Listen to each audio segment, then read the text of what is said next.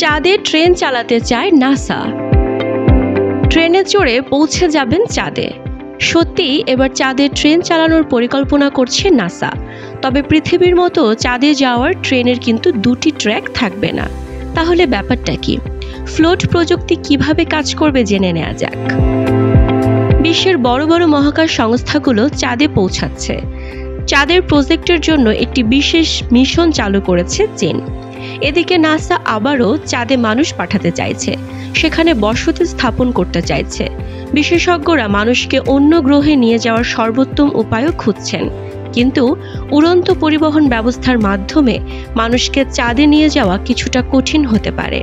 তাই নাসা একটি রেল ব্যবস্থা তৈরি করতে চায়, যাতে মানুষ চাঁদের মতো দীর্ঘ দূরত্বের ভ্রমণ করতে পারে। চাঁদে বৃহৎ জনসংখ্যা পরিবহনের ক্ষেত্রে বর্তমানের প্রচলিত উপায় কার্যকর হবে না। এর জন্য বড় পরিবহন পরিষেবা প্রয়োজন। তাই ফ্লোট নামে একটি নতুন প্রযুক্তি তৈরি করা হচ্ছে। বিজ্ঞানীরা আশা করছেন যে এটি চাঁদে মিশনের সময় নভোচারীদের জন্য একটি দারুণ বিকল্প সরবরাহ করবে। চুম্বক চালিত এই রেলপথ তৈরির জন্য অর্থায়নও বাড়িয়েছে নাসা। এটি অনেকটা কল্পবিজ্ঞান সিনেমার মতো। ফ্লোট মানে হলো ট্র্যাকের নমনীয় লেভিটেশন।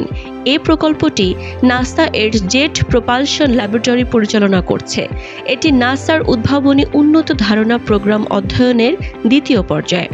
প্লাজমা রকেট এবং একটি বড় অপটিক্যাল অবজারভেটরি রয়েছে এই পর্যায়ে। নাসার নির্মিত এই রকেটটি পৃথিবী থেকে সৌরজগতের যে কোনো স্থানে দ্রুত ভ্রমণ করতে সক্ষম হবে।